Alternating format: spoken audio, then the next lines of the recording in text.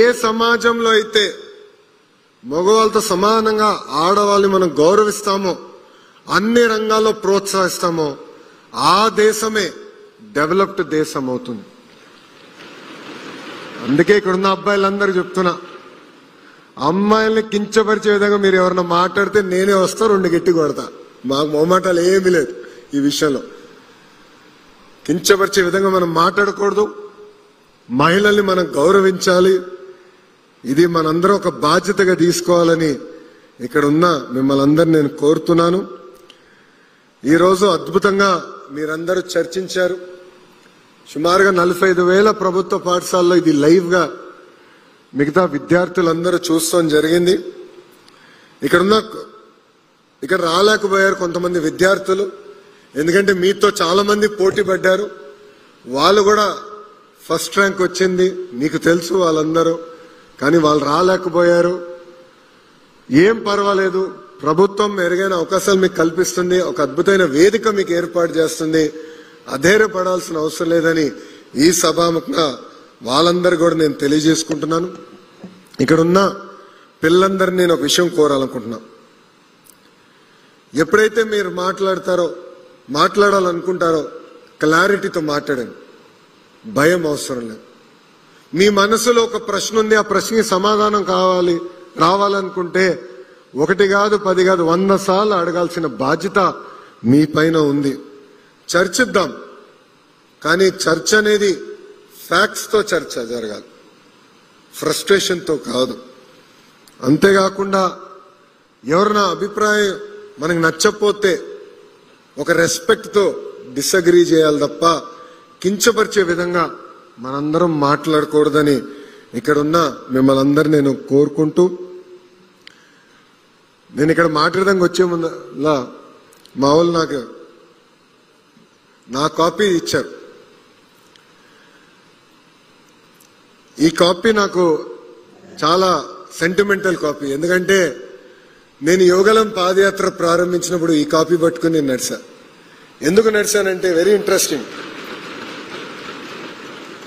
ఇక్కడ చాలా నీట్ గా right to freedom, article 19, protection of certain rights regarding freedom of speech.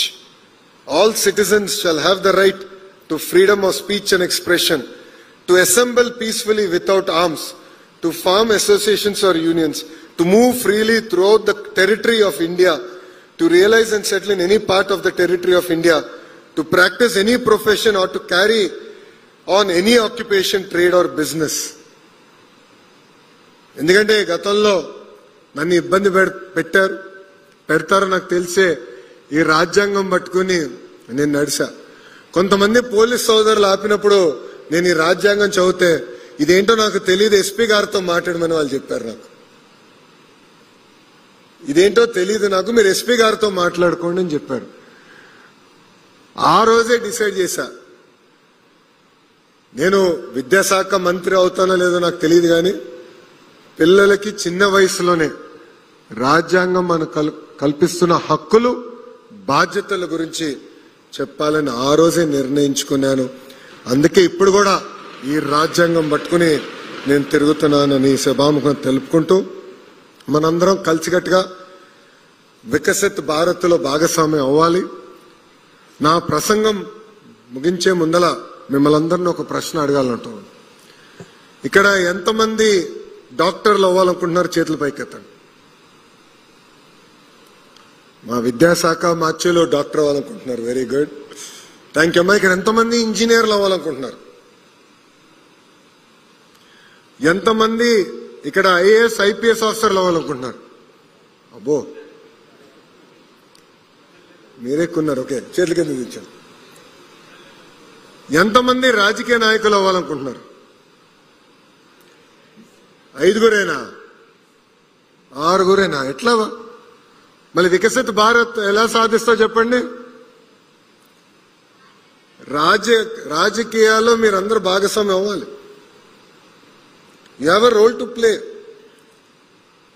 రాజకీయాల్లో కొన్ని విషయాలు మనకు నచ్చకపోవచ్చు, మనం ఏకీభవించవచ్చు, కానీ సమాజంలో ఏ మార్పు అయితే మనం ఆశిస్తున్నామో రాజకీయాలకు వచ్చి పోరాడి శాసనసభలో అడుగుపెట్టి మార్పు తీసుకురావాల్సిన బాధ్యత మనందరిపైన ఉంది. ఇక్కడ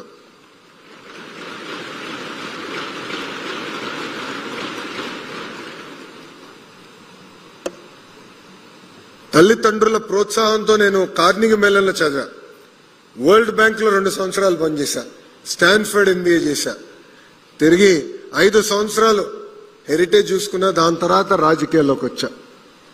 స్టాన్ఫర్డ్ లో ఒక ఎస్సే ఉంది, ఇప్పుడు కూడా ఎస్సే ఉంది. ఆ ప్రశ్న ఉంటుంది, what matters to you most and why. So Stanford MBAకి అప్లై చేయాలంటే మార్క్స్ తో పాటు ఎస్సేస్ రాయాలి. నేను రాసినప్పుడు 2 ఎస్సేలు ఉన్నాయి, ఇప్పుడు పెంచారంట 4 ఉన్నాయి. కానీ ఈ ప్రశ్న ఇంకా ఉంది, what matters to you most and why. ఆ రోజు నేను ఏదైతే ఎస్సేలో రాశానో అదే నేను ఆచరించాను. పబ్లిక్ సర్వీస్కి రావాలి, పాజిటివ్ లీడర్షిప్ తీసుకురావాలి. అప్పుడే సమాజంలో ఏ మార్పు అయితే మనం ఆశిస్తున్నాం అది మనం సాధించగలుగుతామని నేను చెప్పాను.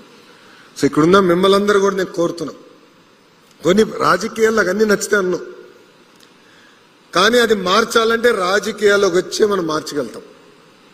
అది ఇక్కడ ఉన్నా మీరు అందరూ ఆలోచించాలని సభాముఖంగా నేను కోరుకుంటూ, రాజకీయాల్లో పాల్గొనాలి, చర్చించాలి, ఇంట్లో కూడా మాట్లాడాలి. ఏం జరిగింది ఈరోజు కుదిరితే న్యూస్ పేపర్ కూడా చూడాలి, ఎంబైబ్ చేసుకోవాలి.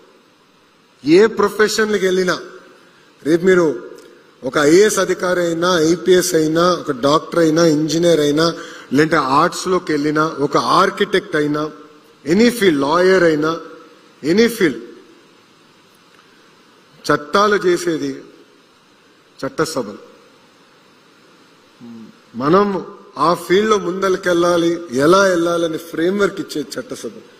అందుకే ఆ చట్టసభల్లో కూడా మీరు అడుగు పెట్టాలని నేను ఈ సభాముఖంగా మిమ్మల్ని అందరినీ నేను కోరుకుంటూ, మీకు ఇంకా టైం ఉంది. ఎందుకంటే ఇక్కడ 8th క్లాస్ నుంచి 10th క్లాస్కే టైం ఉంది. ఇప్పుడే రాజకీయాల్లోకి రమ్మని నేను చెప్పట్లేదు, కానీ always keep this in mind. Think about us, think about politics, think about the change you want to bring in politics, think about the positive leadership you want to see in politics, and debate, discuss. And చివరిగా మిమ్మల్ని అందరినీ ఒకటే కోరుతాను, మీరు ఏ రంగానికి